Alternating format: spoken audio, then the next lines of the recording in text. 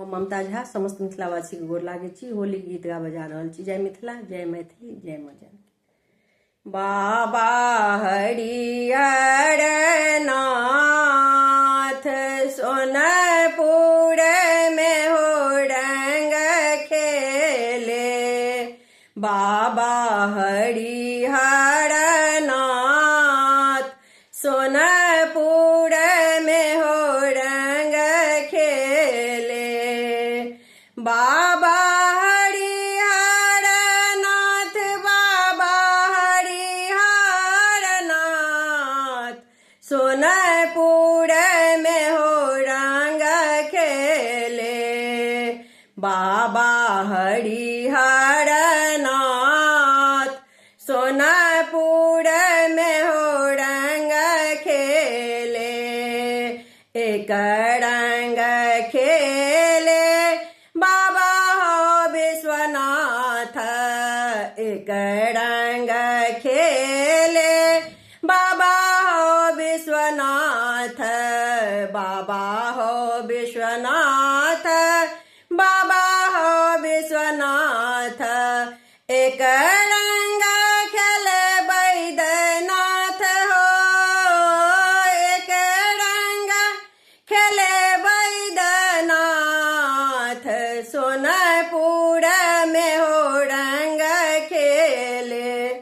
बाबा हरिहर नाथ सोनपुर में हो रंग खेले। बाबा हरिहर नाथ सोनपुर में हो रंग खेले। एक रंग खेले बाबा हो विदेश्वर। एक रंग खेले बाबा हो विदेश्वर। बाबा हो विदेश्वर, बाबा हो विदेश्वर। एक रंग खेले बासुकीनाथ हो। एक रंग खेले बासुकीनाथ सोनपुर में हो रंग खेले। बाबा हरिहर नाथ सोनपुर में हो रंग खेले। बाबा हरिहर नाथ सोनपुर में हो रंग खेले। एक रंग खेले बाबा हो कपिलेश्वर।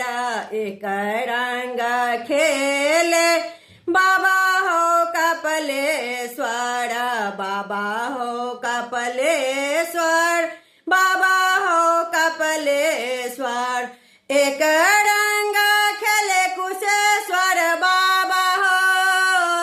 एक रंग खेले कुशेश्वर बाबा सोनपुर में हो रंग खेले।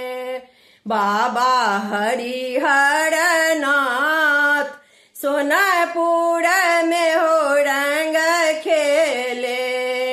एक रंग खेले बाबा हो बटेश्वर।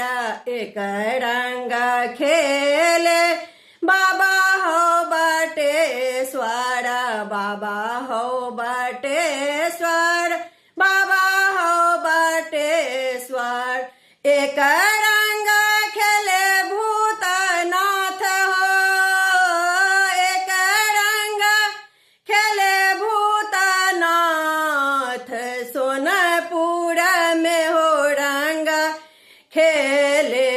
बाबा हरिहर नाथ सोनपुर में हो रंग खेले। बाबा हरिहर नाथ